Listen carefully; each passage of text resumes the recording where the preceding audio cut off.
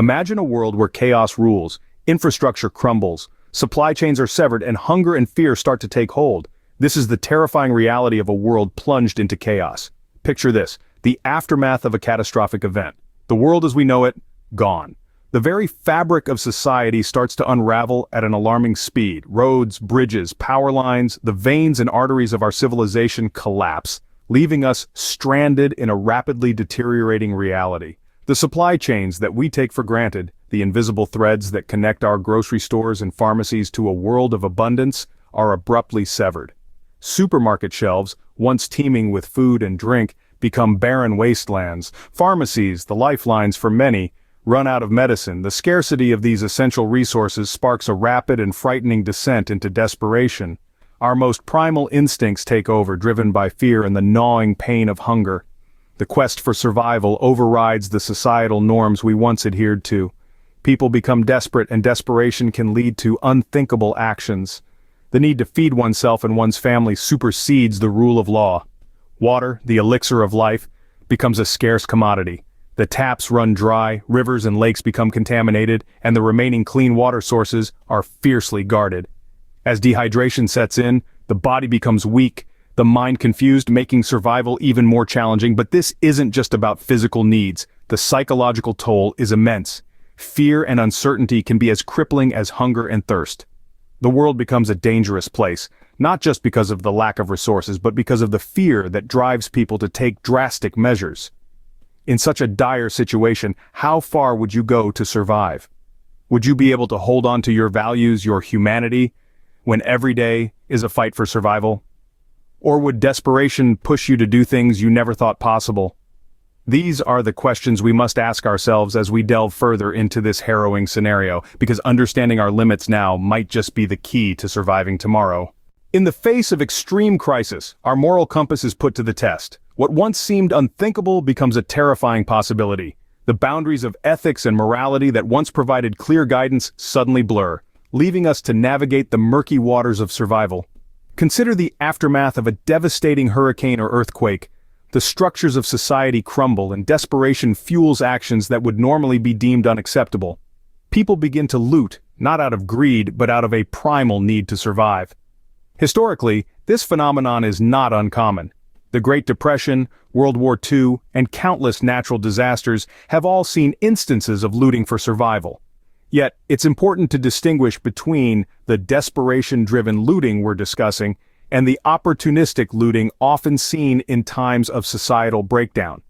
The former is a last resort, a dire response to extreme circumstances. The latter, however, is a calculated act of theft, taking advantage of chaos to profit personally. It's here that the line between survival necessity and opportunistic crime is drawn. But how do we navigate this line when the chips are down? When hunger gnaws at your stomach, when your children are crying out for food, when your medication runs out, and the only pharmacy in town is a wreckage of shattered glass and scattered supplies. In such scenarios, the ethical landscape shifts dramatically. The sanctity of property rights might seem like a luxury we can no longer afford. Yet even in the direst of circumstances, we're still human beings, capable of empathy and understanding. So we must ask ourselves, is it possible to maintain our moral integrity in such a world?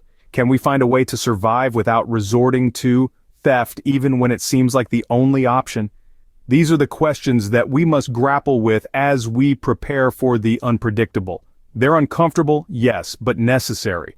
Because if we can't answer them now, in the calm before the storm, how will we answer them when the storm is here? When survival is on the line, is there room for ethics? Imagine a deserted store, stocked with food, water, and medicine. No one is around. Would you walk in and take what you need? Let's delve into the survival scenarios where such choices become a stark reality. In the aftermath of a catastrophic event, we might find ourselves in a world where the rules have changed.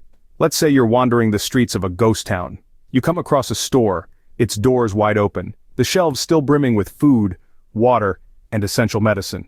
The owners are long gone, and there's not a soul in sight. Would you walk in and take what you need to survive? Now let's shift the scenario slightly. Imagine you're in a city struck by a large-scale disaster.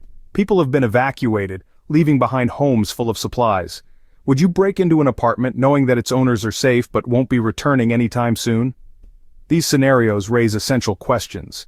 Is it looting if you're taking what you need to survive?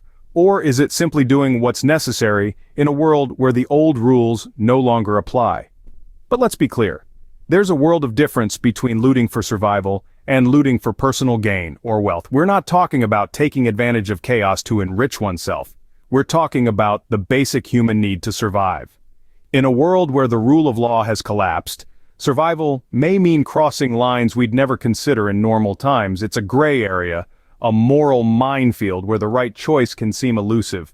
But in the face of such extreme scenarios, we must remember that our humanity is not defined by the circumstances we face, but by how we respond to them.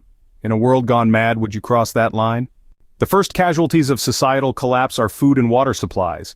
As desperation sets in, these become the most sought-after resources. It's a harsh reality that when the normal rhythm of life grinds to a halt, our most primal needs swiftly rise to the forefront. The quest for sustenance becomes paramount as supermarkets empty and sources of clean water dwindle. In the heart of this struggle, you might find yourself making choices you never imagined. Imagine the local grocery store. Once a beacon of abundance, now a battlefield where every can of beans, every bottle of water holds the promise of another day. The ethical lines blur when it's your stomach growling, your children crying out in hunger. This is the chilling reality of survival. It's no longer about living comfortably, it's about living, period. The fight for survival begins with the search for food and water. Let's hear from those who have faced these dilemmas firsthand. These are their stories. Our first story comes from a survivor of the economic collapse in Venezuela. He recalls, "When the stores ran out of food, I saw people in my community, people I had known my entire life, turn to looting. It wasn't out of greed, but desperation." His voice is filled with regret as he continues, "I never thought I'd be in a situation where I'd have to decide to loot or not. But when my children were hungry, I had to do what I needed to survive." We shift to a tale from the aftermath of Hurricane Katrina. A woman shares her experience, saying, "The storm hit, and suddenly, we were cut off from the rest of the world. The grocery stores were flooded and the little food left was up for grabs. I remember walking into a store with my neighbors, taking what we could. We weren't thieves, we were survivors." Then there's the account of a man from war-torn Syria where daily life is a struggle for survival. He tells us, "In my city, there's no such thing as a store anymore. We salvage from the rubble of what used to be our homes. It's not looting, it's making do with what's left." As we listen to these stories, we're reminded that survival isn't a simple black and white decision. It's a series of choices made under the most extreme circumstances where the line between right and wrong can blur. Our final story comes from a man who survived the California wildfires. He recounts, "I watched my house burn down. I had prepared for an earthquake, not a fire. I found myself looting abandoned houses for supplies, but I left behind an IOU note. I plan to repay them when I can."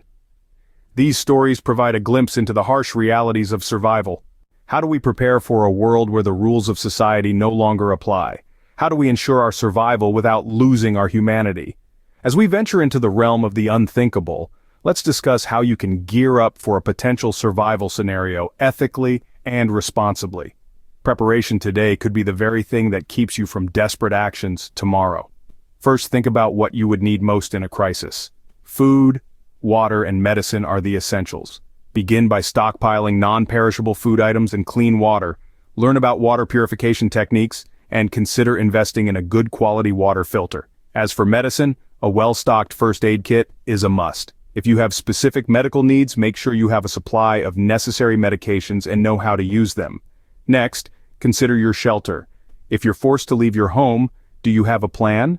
Familiarize yourself with potential safe locations in your area. Learn basic survival skills, such as how to build a shelter from available materials. Communication is another key aspect to consider. In a world where traditional means of communication are down, how would you reach out to others for help or to offer help? Investing in a hand crank radio or a solar-powered charger could be life-saving. Also, think about your personal safety. Self-defense might become a necessity in a lawless world. Learn basic self-defense skills and consider whether you're comfortable having weapons for protection. But remember, preparation isn't just about physical supplies and skills. It's also about mental and emotional readiness.